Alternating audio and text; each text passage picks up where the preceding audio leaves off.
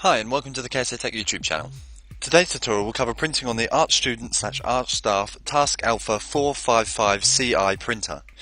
This printer is set up to handle A3 and A4 paper sizes as standard, with support for paper sizes A3 and below via the multi-purpose tray.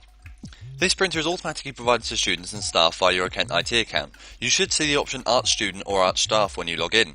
If you don't, then email ksatech@kent.ac.uk to set it up. Remember to email from your Kent email address so we know who you are. Any print that's accepted to this printer will be charged to your PaperCut account. Charges vary depending on the physical size and whether the document is colour or not. These prices are displayed on the wall above the printer, or you can ask our technicians. Once you've printed, you must swipe your Kent IT card to release the job, or you can release it online via printing.kent.ac.uk. To do this, either touch your card to this symbol on the printer, or open up a web browser and type into the address bar printing.kent.ac.uk.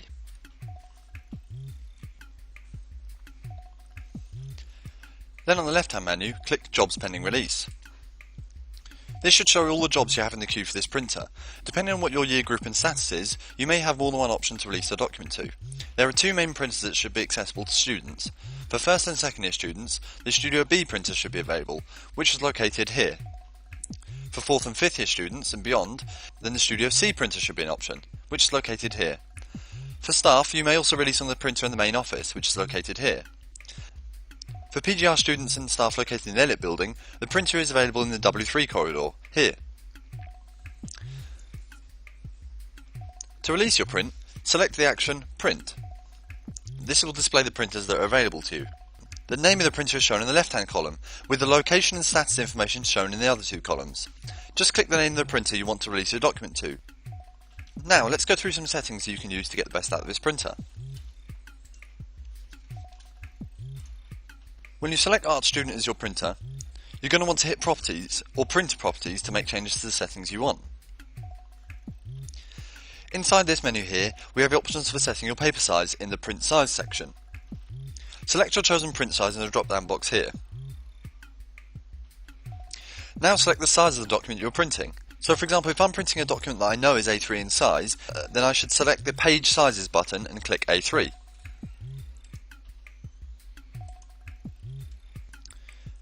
Be aware that this is a small printer and isn't designed for massive quality images, so any large sized documents should be scaled down in Photoshop or similar to an appropriate size before being sent to the printer, otherwise it's highly likely to either crash the printer or produce errors in the job.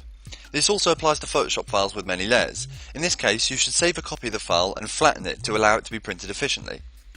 Next, we're going to move on to the Media Type section. This section doesn't usually need to be changed unless we're going to use our own custom paper. Next is Paper Source, which is another setting that usually doesn't need to be altered at all. This setting tells the printer which paper tray it should be using. For A4, A3 documents, paper trays are already set correctly. These two settings are vital to printing on custom paper, so we'll come back to them later in the video. On the right hand side of this menu, we have our rotation settings and our duplicate settings, which allows you to print on both sides of the paper, which will save you money and also use less paper.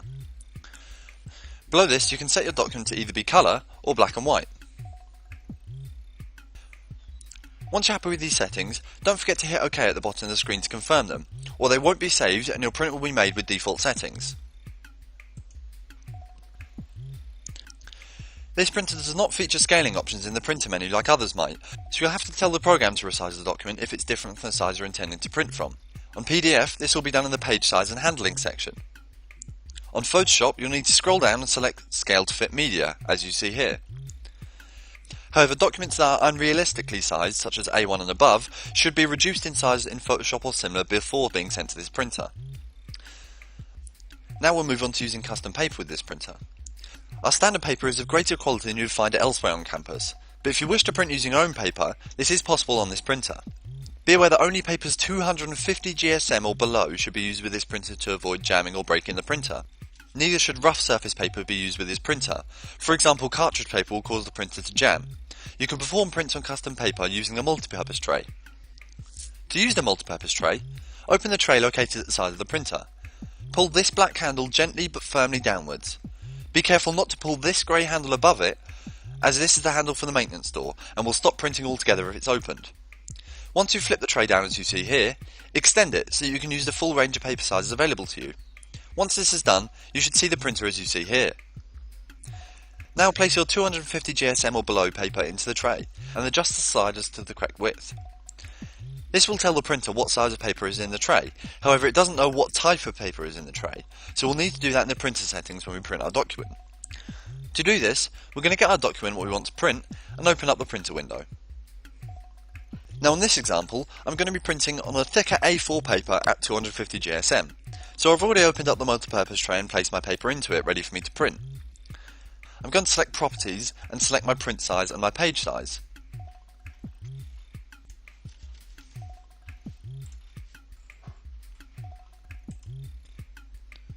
Because I want to use custom paper, I'm first going to go down to the paper source section and select the multi-purpose tray.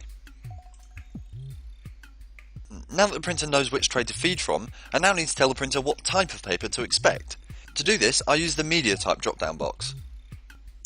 As you can see, you have many options to choose from. Choose the most applicable media type for the paper you're selecting. For example, tracing paper would fit under the transparency option. 100 GSM gloss paper would count as the coated option, and the paper I'm using this time, which is a semi-gloss 250 GSM A4 paper, would fit under the thick category, so I'll select that in this case. Now that our settings are confirmed, I can release the job from my printer. However, one more step must be followed in order to finish your print.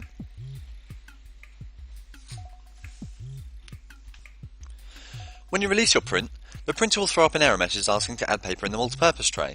This is because the printer does not know what paper is actually loaded in the tray, so it's checking to make sure that you've loaded the correct paper.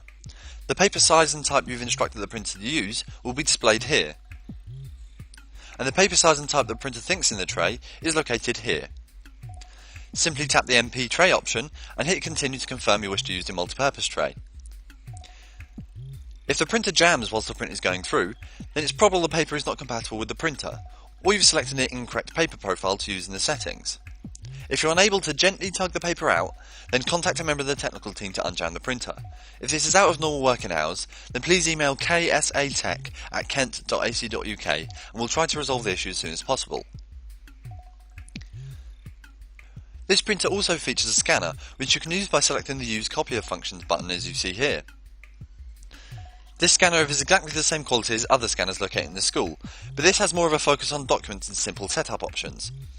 You can get greater control of the scanned item by using the Epson scanners we have in the studio. We have a video on how to use them, so if you want you can check that out and see the options that are available. Once you select the Use Copier Functions button, you'll be presented with several options. If you have money in your Papercut account, you'll be offered the option to photocopy your document. As well as this option, you have options to send, send to me, Papercut, and mail to me. Selecting Papercut will bring you back to the print release screen. To scan your documents and have them sent to you via email, we recommend the Mail to Me option. This option is much more intuitive than the Send to Me function, which gives exactly the same results, but less straightforward and efficient than the Mail to Me option. When you select Mail to Me, you'll see your email address automatically displayed as you see here. This is one of the advantages of going with this program rather than the other. If the email shown in this box isn't yours, then it's possible that the previous user may have forgotten to log out. If so, just log them out and swipe your card to log yourself into the printer. Under the Scan Settings option, you have options to define the file format you want your scan to arrive in. Below this, you have the resolution you wish to scan in. Remember, 300 dpi is recommended in this case. Below this, we have colour options.